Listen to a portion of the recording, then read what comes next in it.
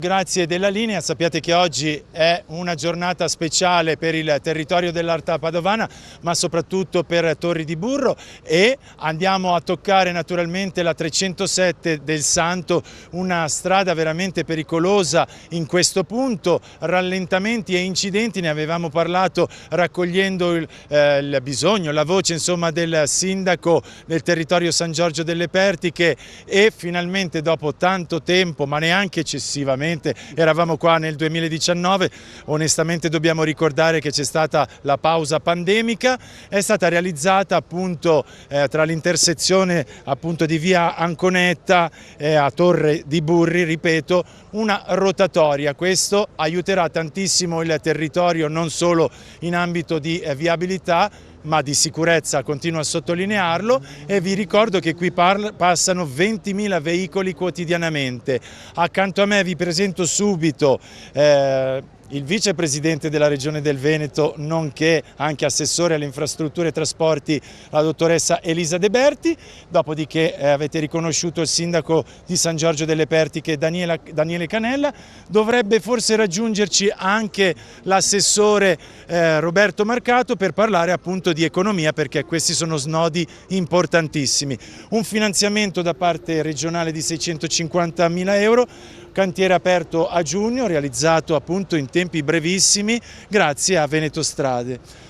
Vicepresidente, a lei la parola, perché continua a dire che è importante questo snodo e questa rotatoria? Allora, io continuerò a dire che la messa in sicurezza del patrimonio viario esistente per la Regione del Veneto è fondamentale. Prima ancora di andare a fare nuove strade dobbiamo pensare alla sicurezza dei nostri cittadini che tutti i giorni percorrono queste strade, e abbiamo visto il numero, insomma l'hai detto prima tu, parliamo di 20.000 veicoli giorno, quindi è una strada veramente frequentata. Un incrocio dove ci sono stati degli incidenti, che creava delle incertezze, che creava anche delle preoccupazioni in chi la percorreva, e credo che questi tagli dei nastri siano i più belli, perché finalmente da oggi abbiamo dato a questo territorio un po' più di sicurezza, e confido veramente che gli incidenti si azzereranno e continuiamo nel percorso di mettere in sicurezza il patrimonio esistente. È un tasto su cui io batto molto, stiamo stanziando tanti soldi, perché come Regione negli ultimi 7 anni abbiamo stanziato, credo che siamo intorno ai 140 milioni di euro più o meno, a cui si aggiungono tutte le risorse cofinanziate dai comuni ma anche dalle province, quindi insomma credo che sia la strada giusta.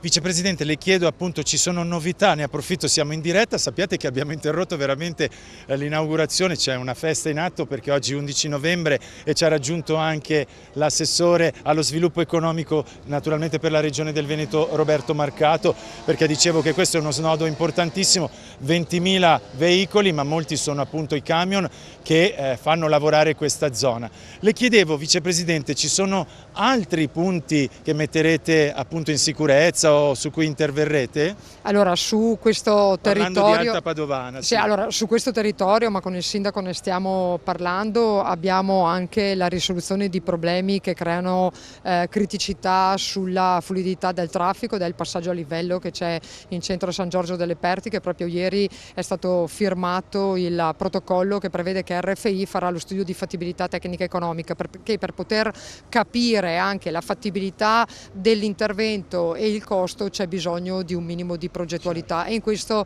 RFI ha accolto la richiesta della Regione e del Comune per poter fare la progettualità. Nell'Alta Padovana sapete che c'è il nodo di Curtarolo, esatto, perché è un nodo, sì, è un nodo fondamentale. Noi siamo sì, andati sul cantiere, allora, siete già avanti? I lavori sono sostanzialmente addirittura d'arrivo, parliamo di una inaugurazione che verrà fatta a metà dicembre, anche lì c'era tanta preoccupazione da parte del territorio, perché ovviamente quel ponte blocca i flussi di traffico sulla Valsugana e avrebbe creato anche all'economia del territorio molti problemi. C'erano incertezza di tempi sulla realizzazione, perché ricordo che la strada, il ponte era provinciale, è provinciale a tutt'oggi.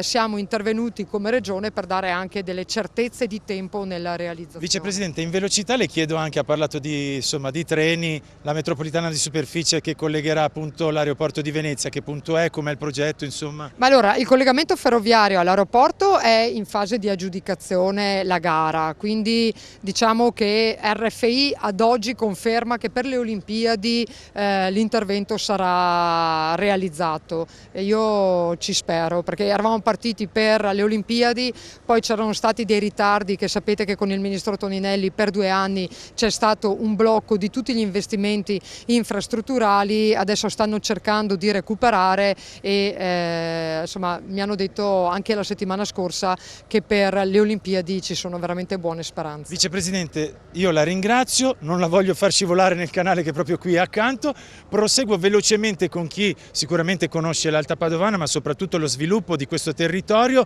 l'importanza quindi di realizzare cose così importanti, insomma. Beh, le merci, il lavoro si muovono sulle strade, quindi va da sé che queste sono precondizioni necessarie per uno sviluppo forte del territorio. Ricordo anche che parallela a questa c'è la 308, noi qui la nostra parte l'abbiamo fatta, la 308 va assolutamente raddoppiata e quindi qui serve un intervento massiccio, importante dello Stato, del governo.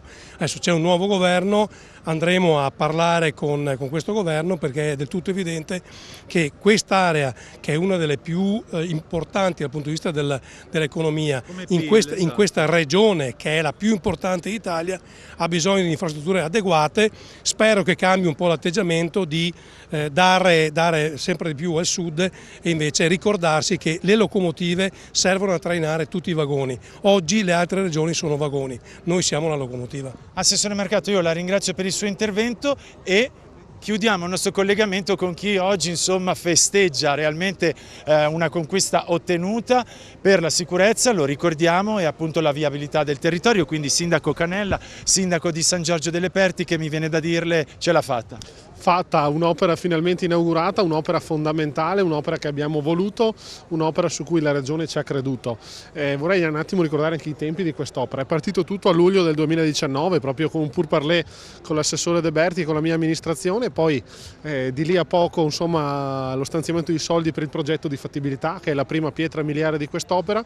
Ha seguito nel 2020 appunto il finanziamento dell'opera, il progetto definitivo, il progetto esecutivo, la variante urbanistica, l'affidamento, la gara, i lavori. Quindi se 2 anni e mezzo sembrano tanti, posso invece assicurarvi che la Regione, Veneto Strade e l'amministrazione comunale hanno corso per poter fare il prima possibile. Adesso finalmente l'incrocio è sicuro, il traffico è fluidificato, è veloce, i cittadini sono contenti e l'amministrazione ha raggiunto il suo obiettivo. Io chiedo proprio a chi sta riprendendo, il nostro operatore, di inquadrare la rotatoria.